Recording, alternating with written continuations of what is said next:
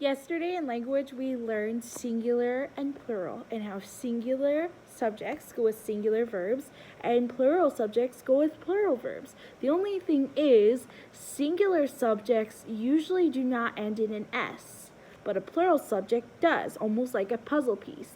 Since the one doesn't, the other one does, and then it fits together.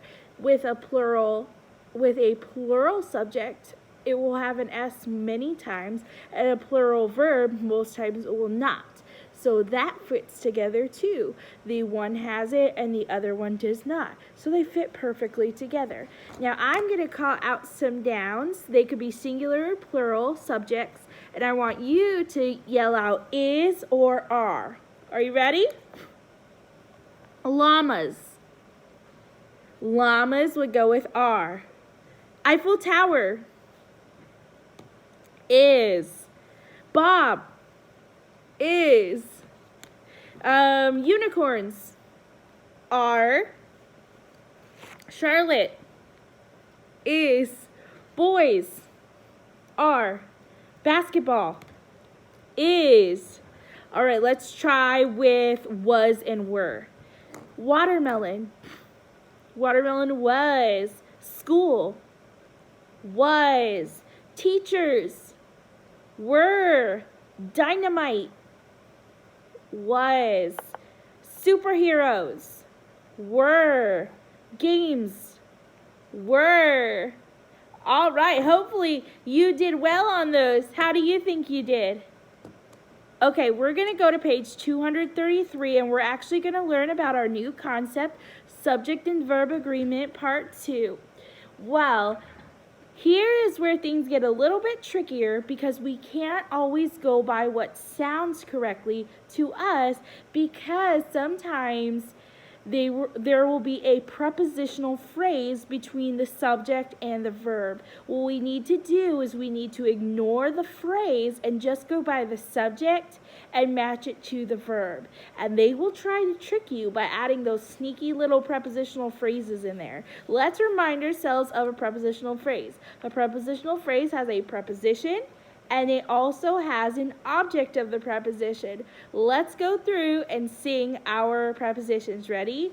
Aboard, about, above, across, after, against, along, among, around, and at. These are the first ones: before, behind, below, beneath, beside, between, beyond, by, down, during, except, for, and from, in, inside, into, like, near, of, off, on, over, past, since, through, and throughout, to, toward, under, underneath, until, up, upon, with, within, and without. Now I am done. Don't get confused by those sneaky little phrases. Let's look at our example sentence we have here. The sound of many voices was or were heard.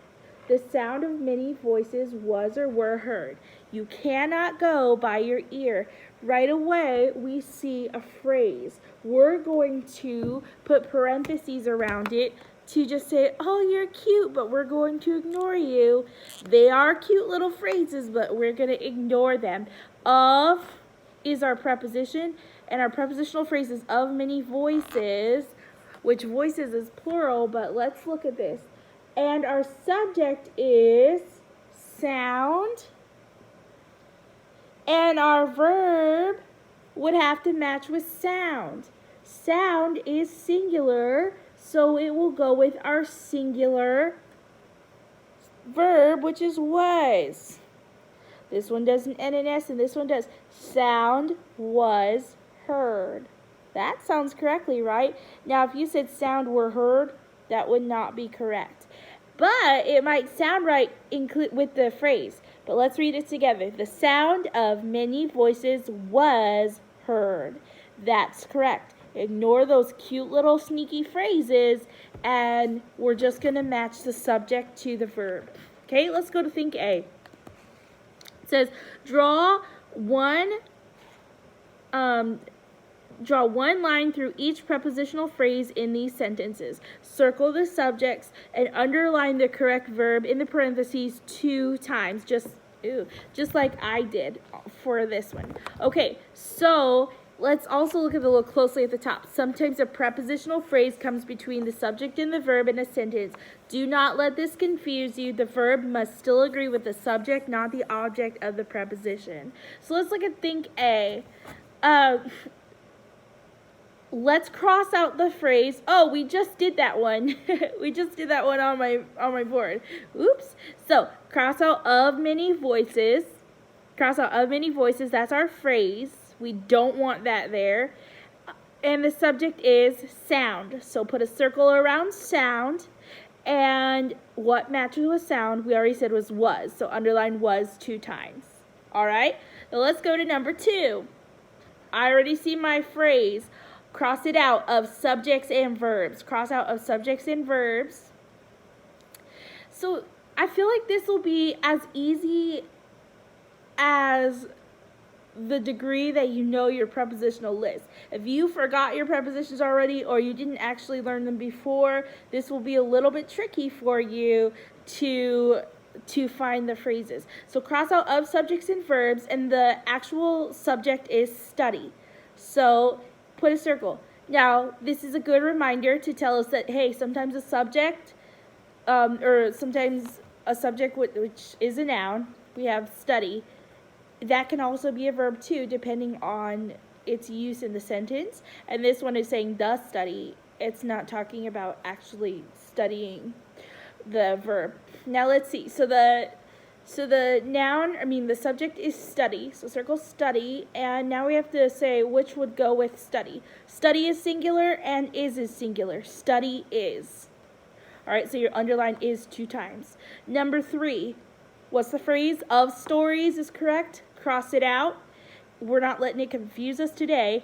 And now, what is the subject? The subject is collection. Circle collection. What would match? Collection is singular, and it goes with was, because was is singular. Okay, so do that one. Now let's look at number 4. Oh, there's 2 phrases. From each, cross it out. Of the rooms, cross it out. And the subject is boy. Once you cross out the phrases, it gets a lot easier. So the subject is boy. Boy is 1, so boy goes. Oh my goodness, there's not just 2 phrases, there's actually 4. So cross out to the office for the announcements. Not important either. Number 5, do it.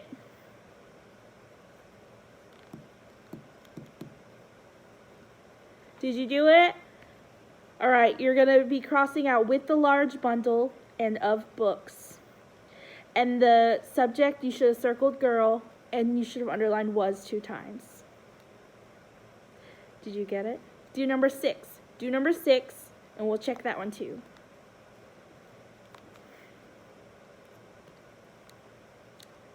You should have crossed out on the document and circled the subject names. Names is plural, so it goes with a plural verb of are. Names are. How'd you do? Let's go to number 7. Cross out the phrase from a foreign country. That's our prepositional phrase, not important. And our subject is visitors. Visitors, what? Visitors is plural. Visitors speak. No S. Visitors speak. Number 8. Cross out about wild animals and circle story. Story is the subject. Story is 1. Is. Story is. And number 9. Cross out in our class. In our class and circle our subject of pupils. Pupils is more than 1. Pupils expect. You see 1 S, no S. Pupils expect. And number 10, cross out across the road from us. Those are both phrases. Circle homes is the subject. Homes is plural. Homes are. Okay, now let's go to look closely.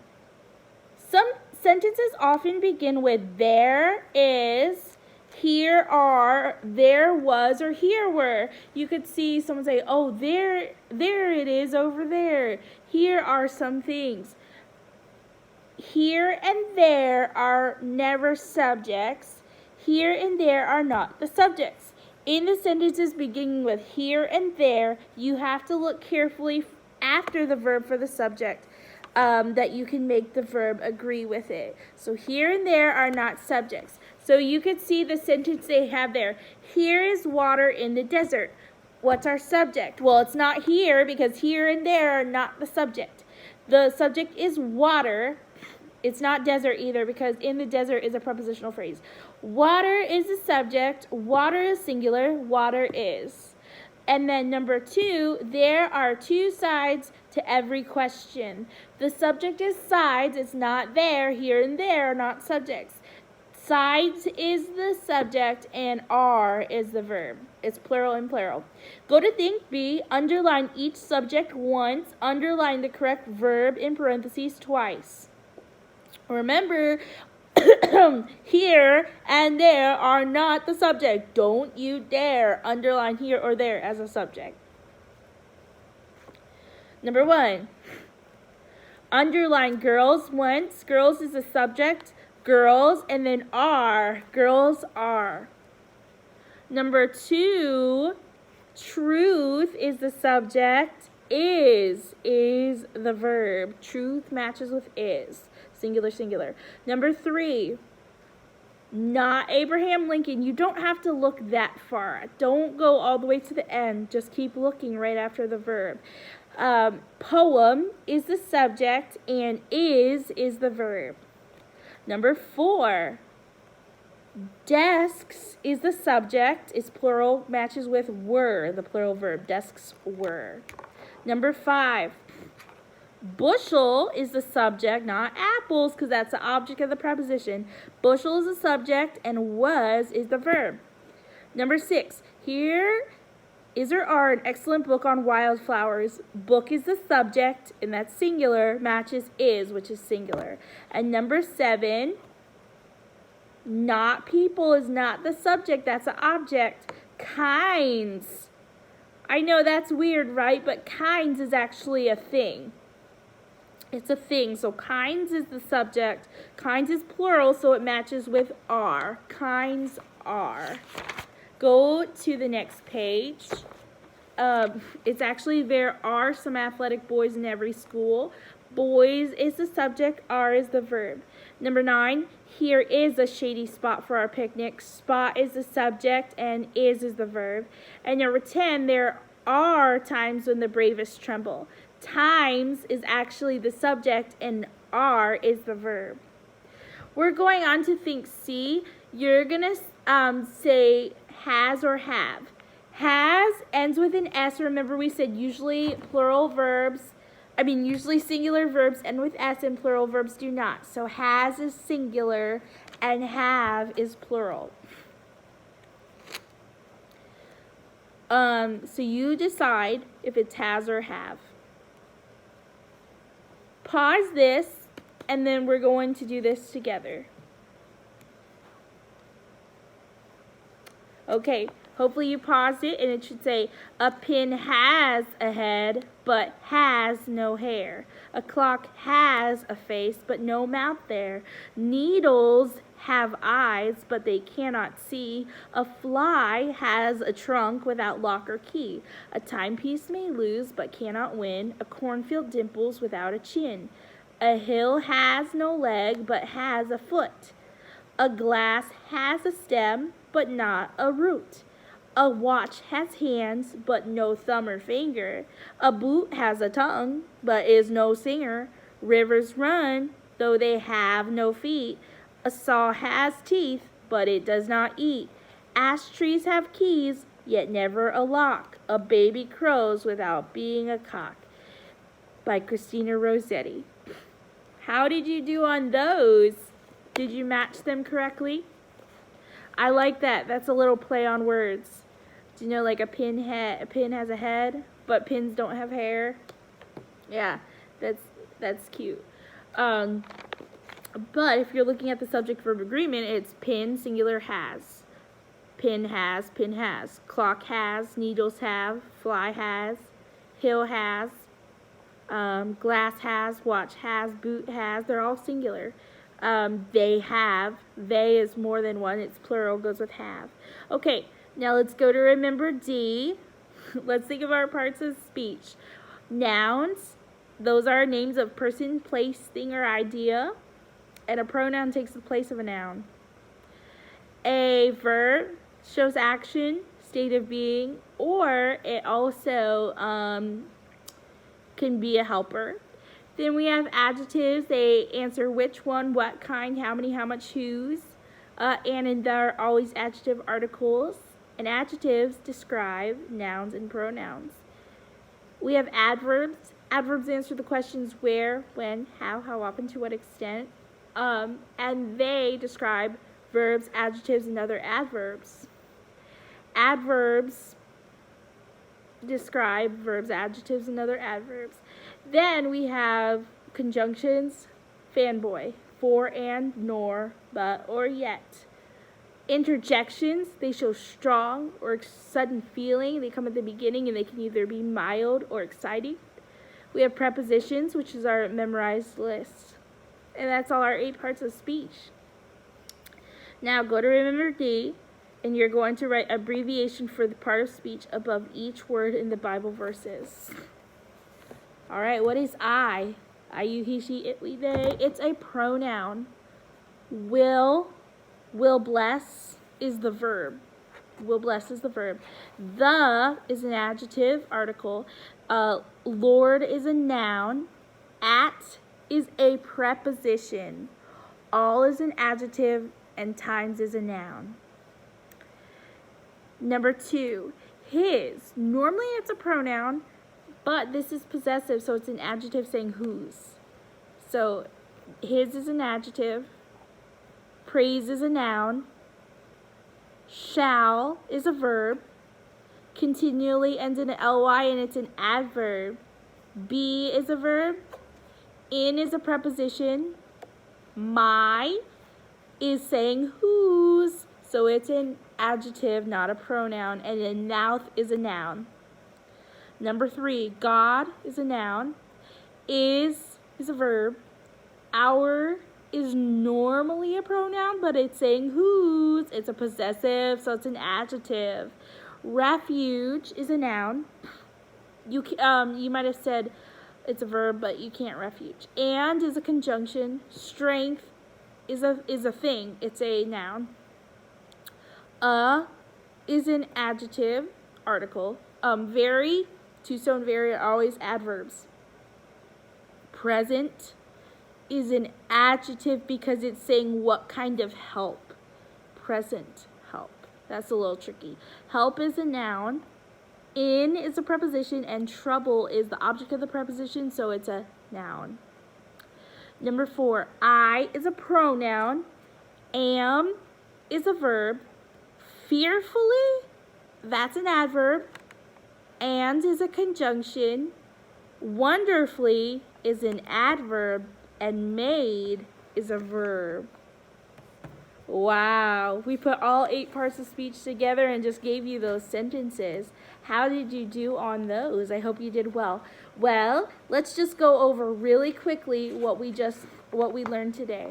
We learned that if you have a prepositional phrase, and a lot of times you will, that is sneakily stuck between the subject and the verb, cross out the phrase or ignore the phrase and just match the subject to the verb. Don't let those get in the way of your matches. And a singular subject takes a singular verb, and a plural subject takes a plural verb. A singular subject does not usually end in S, and a singular verb does end in S. A plural subject usually ends in S, and a plural verb does not. All right, that's it for today. You're done with language for today, and go on to your next subject.